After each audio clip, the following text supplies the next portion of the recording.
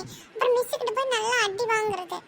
இல்ல ரோஜா, நான் தான் 2 நாள் இருக்குதுல, அதனால எழுதிக்கலாம்னு விட்டுறேன். எனக்கு இப்படியேதான், எனக்கு லீவ் விட்டா ஒரு ஜாலியா இருக்குதா, அதான் நான் எழுதாம விட்டு அப்புறமா அடி வாங்குறேன். ஏல சிவா, நீ ஹோம்வொர்க்லாம் எழுதிட்டியா? நான் எந்த ஹோம்ஒர்க் எழுதினேன்? லீவ் விட்ட அன்னைக்கு கொண்டாந்து வச்ச பைய நான் இன்னும் அன்னைக்கு கொண்டு போன டிஃபன் பாக்ஸே எடுத்து வெளியே வைக்கல. ஏண்டா லஞ்ச் பாக்ஸே எடுத்து வைக்க மாட்டியா? உங்க அம்மா ஒன்னும் திட்ட மாட்டாங்க? திட்டுவாங்க தான். ஏன்டா வந்தது இந்த லஞ்ச் பாக்ஸ் கூட எடுத்து போட மாட்டியா, என்னடா நீலாம் ஒரு பையன்னு.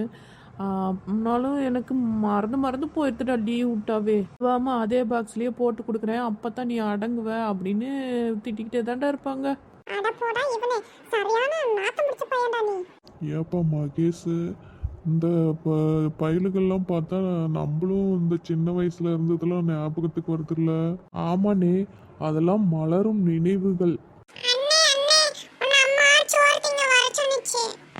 சரி குடிமி, நீ போ, அண்ணன் வாரேன். அதெல்லாம் முடியாது, உன்னை அம்மா கையோட கூட்டிக்கிட்டே வா அப்படின்னு சொன்னுச்சு. நீ போ குடிமி, அம்மா கிட்ட போய் சொல்லு, அவன் ஃப்ரெண்ட்ஸ் கூட விளையாடிக்கிட்டு இருக்கான், அப்புறமா வரானான்னு சொல்லு. போடா, நானும் சொல்ல மாட்டேன், நானும் இங்கே விளையாடுறேன். சரி இங்கே இரு, நான் போகும்போது கூட்டிட்டு போறேன். ஏண்டா ராமு, உன் தம்பி யாருக்கிட்டுமே பேசவே மாட்டான், அவன் பாட்டுக்கு நின்றுக்கிட்டே இருக்கிறான், உட்காரவும் மாட்டேங்கிறான். பேசுவான்டா, அவன் சின்ன பையன், பழகுனா தான் பேசுவான். நான் போனா வரேன்னு வந்துட்டான், அதான் அழுந்தான்னு கூட்டிட்டு வந்துட்டேன். கூப்பிட்டு உட்கார வைடாண்டா, வந்ததால நின்றுக்கிட்டே இருக்கிறானே, காலே வலிக்க மாட்டேங்குது. அவன் உட்கார மாட்டான்டா, அவன் பாட்டுக்கு விளையாடிக்கிட்டு இருப்பான். விடு, பார்த்துக்கலாம், போகும்போது கூட்டிட்டு போய்க்கலாம். ஏங்கண்ணே, இந்த பசங்கள்லாம் பேசுறத பார்த்தா நம்மளுக்கே ஆசையா இருக்குதுல்ல? நாமளும் சின்ன வயசுல இப்படித்தானே ஒன்னா சேர்ந்துக்கிட்டு விளையாடிக்கிட்டு இருந்தோம். ஆமாப்பா, நாமளும் சின்ன வயசுல இப்படித்தானே மரத்தடியில பயலுகளோட சேர்ந்துக்கிட்டு சுத்துறது. நம்ம வீட்டுல அம்மா அப்பாச்சும் பையன் என்ன சோர்த்திங்க வரமாட்டேங்கிறானேன்னு காணன்னு தேடிட்டு கிடப்பாங்க. நம்ம பயலுகளோட சேர்ந்து சுத்தின வயல்வெளி, அப்புறம் ஃப்ரெண்ட்ஸ் கூட ஒன்றா சேர்ந்துக்கிட்டு கிணத்துல குதித்து நீச்சல் கற்றுக்கிட்டது, மீன் பிடிச்சது, பம்பரம் விளையாடினது, இதெல்லாம் நினச்சாவே மனசுக்கு ஒரு சந்தோஷமாக இருக்குது. இப்போல்லாம் எங்கே அந்த ஃபோனு அது இதுன்னு வச்சுக்கிட்டு ஒன்றும் பிள்ளைங்க பேசிக்கவே மாட்டேங்குதுங்க. ஏதோ இந்த பசங்களாச்சும் பரவாயில்ல, எல்லாம் உட்காந்து மரத்தடியில் பேசிக்கிட்டு இருக்கிறாங்க. இதை பார்க்குறதுக்கே நல்லா இருக்குதுப்பா.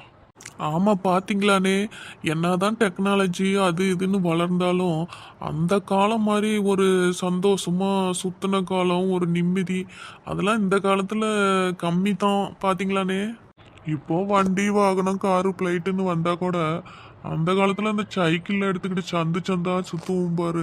அது அந்த சைக்கிள் வீலு, அந்த டயரை எடுத்துக்கிட்டு ஒரு குச்சை வச்சுக்கிட்டு தட்டிக்கிட்டு சந்தா வீதியாக சுற்றுவோம் பாரு.